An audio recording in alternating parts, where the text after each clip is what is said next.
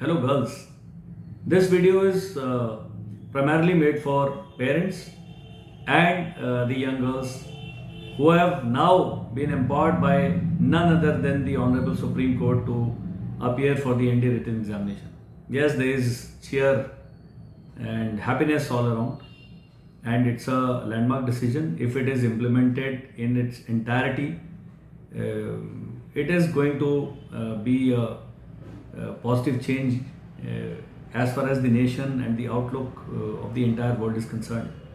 Women are there in Israeli army, in US army, in various armies of the world, and they are doing various roles to the satisfaction of the organization. And in Indian army also, the women officers have done very well. They have had a place for themselves, made a place for themselves, and in the days to come, more and more challenging roles will be offered to them. Any change like this does not happen overnight.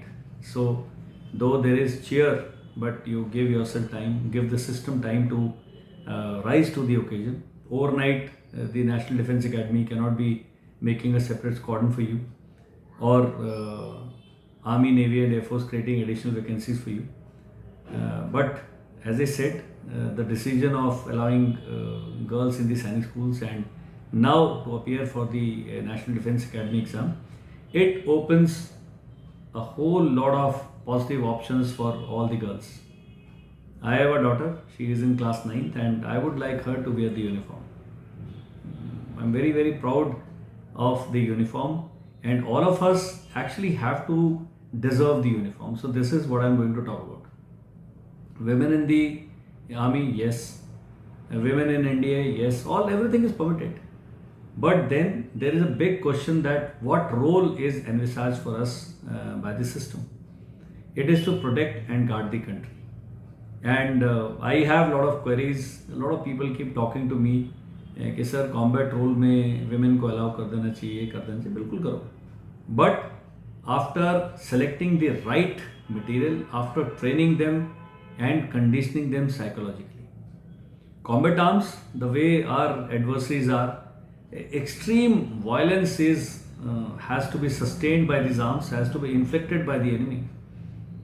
Abhinandan stayed in Pakistan for say 3 days as prisoner of war. The entire nation was in the prayer mode.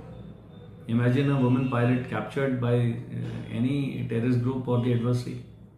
Are we as a nation psychologically conditioned to withstand that kind of pressure? Women can withstand that pressure, but we as a society, I don't think we are there. बहुत अच्छा है. Undergraduate entries के level पे women को option देना is a positive change. Reason is that why should boys have all the fun. लड़कियों को भी एक इम्प्रेशनेबल एज पे मोटिवेशन जिसमें बहुत हाई होता है, चूज करने दीजिए ना आर्म फोर्सेज का करियर.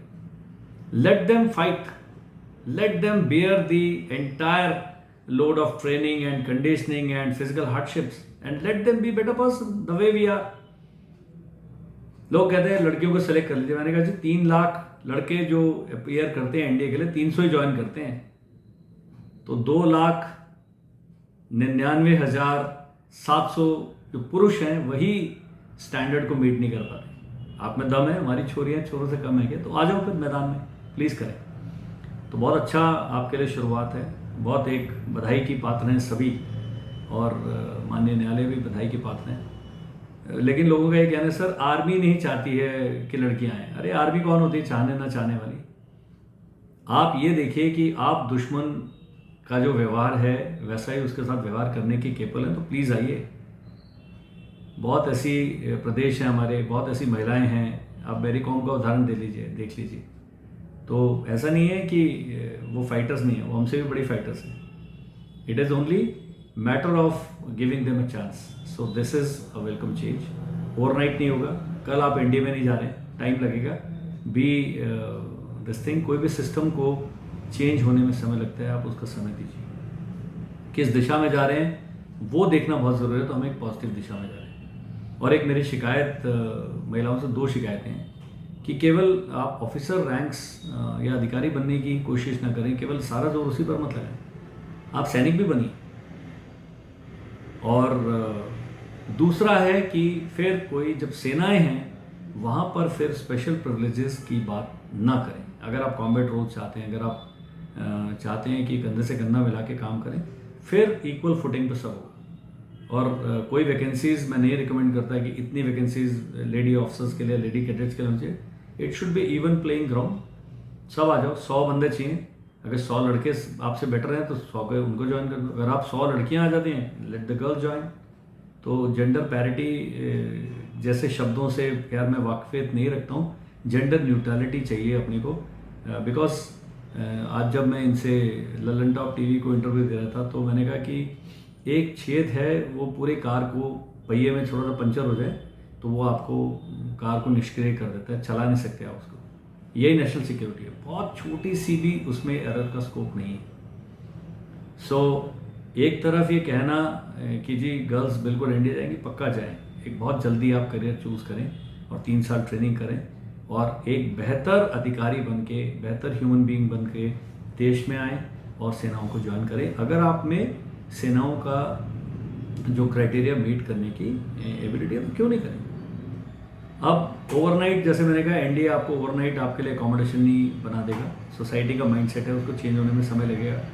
गवर्नमेंट सैंक्शन आएगा, एडिशनल बैरक्स बनेंगी, रूम्स बनेंगे, नए टीचर्स हायर होंगे।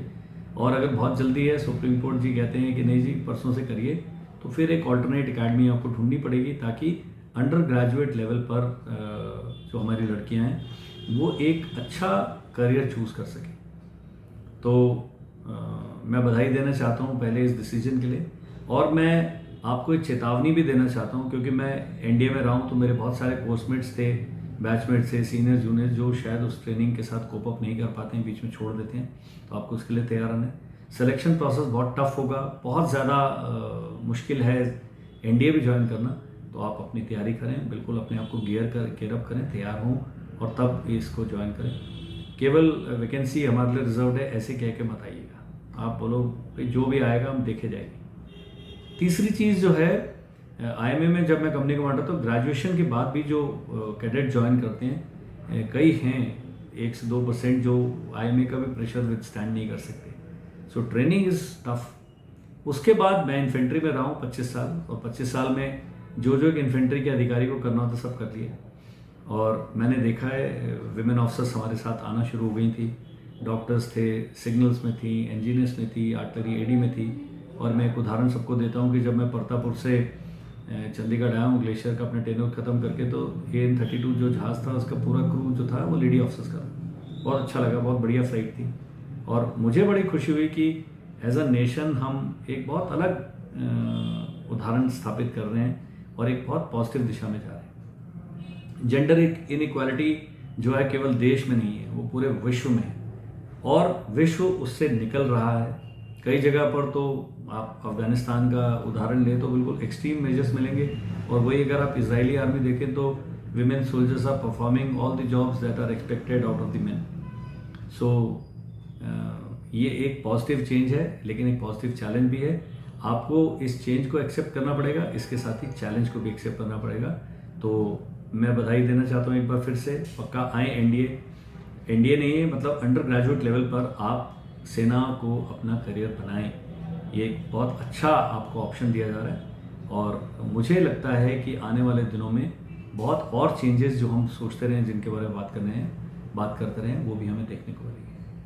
कर्नल अमरदीप है मेरा नाम, मैं देहरादून में the winning edge defence academy का डायरेक्टर हूँ। इस बारे में और आप बात करना चाहते हैं, पक्का मुझे कॉल करें। इस वीडियो के डिस्क्रिप्शन में मेरा कॉन्टैक्ट नंबर मिल जाएगा, हमें ईमेल करें, और पक्का हम इस दिशा में हम चाहते हैं कि सही गाइडेंस आपको दे पाएँ। थैंक यू एंड जय हिंद।